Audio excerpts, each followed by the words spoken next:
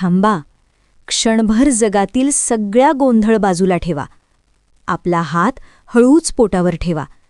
डोळे बंद करा आणि आत काय चाललं आहे ते जाणवू द्या.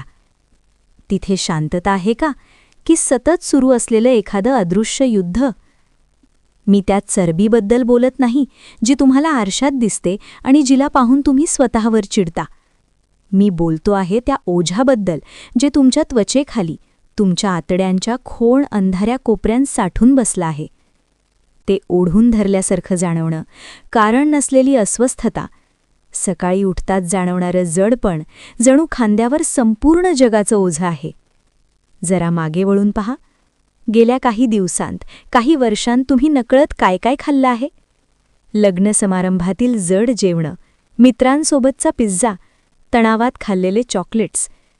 ती चव काही क्षणात जिभेवरून नाहीशी झाली, पण ती खरंच नाहीशी झाली का? नाही. ती अजूनही तुमच्यातच आहे. ती तुमच्या आतड्यांच्या त्या कोपऱ्यांमध्ये अडकून बसली आहे, जिथे औषधसुद्धा पोचू शकत नाही. तिथे ती सडते आहे, कुसते आहे आणि हळूहळू विषासारखी तुमच्या रक्तात मिसळते आहे. आज सकाळी आरशात पाहिलं तेव्हा तुमच्या डोळ्यात निरोगी तेज होतं का, की थकलेला, सुजलेला, उत्साह हरवलेला चेहरा तुम्हाला पाहत होता? माझ्या प्रिय बहिणींनो, ही तुमची चूक नाही. आपल्याला कधीच शिकवलं गेलं नाही की शरीर कसं स्वच्छ ठेवायचं. आपल्याला फक्त भरत राहायला शिकवलं गेलं.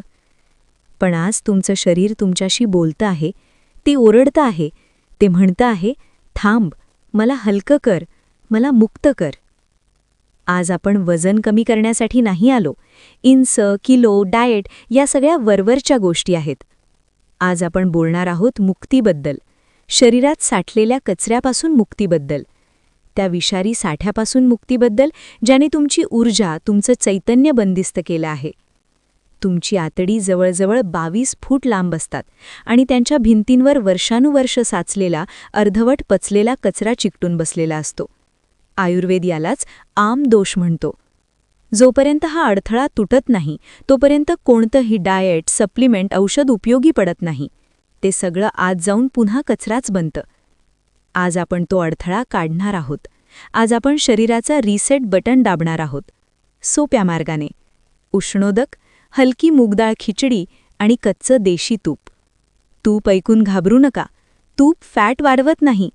तूप आतड्यांची सूज शांत करतं, कोरड्या मलाला मऊ करतं आणि शरीरातून कचरा बाहेर पडायला मदत करतं. कधीकधी या प्रक्रियेत थोडा त्रास होऊ शकतो. हलकी डोकेदुखी, थकवा, जडपण. हे वाईट लक्षण नाही. यालाच हीलिंग क्रायसिस म्हणतात. विष बाहेर पडत असल्याचं हे चिन्ह आहे. उपास म्हणजे उपाशी राहणं नव्हे. खरा उपास म्हणजे पाचनतंत्राला विश्रांती देणं. खरी भूक साधं अन्न मागते. खोटी भूक चव, साखर आणि भावना मागते. आपण अनेकदा भूक नाही तर भावना खात असतो. इमोशनल ईटिंग म्हणजे अन्नाच्या मदतीने भावना दाबून टाकणं. पण आज थांबा. भावना मान्य करा. रडा, बोला, श्वास घ्या. शरीराशी प्रामाणिक रहा.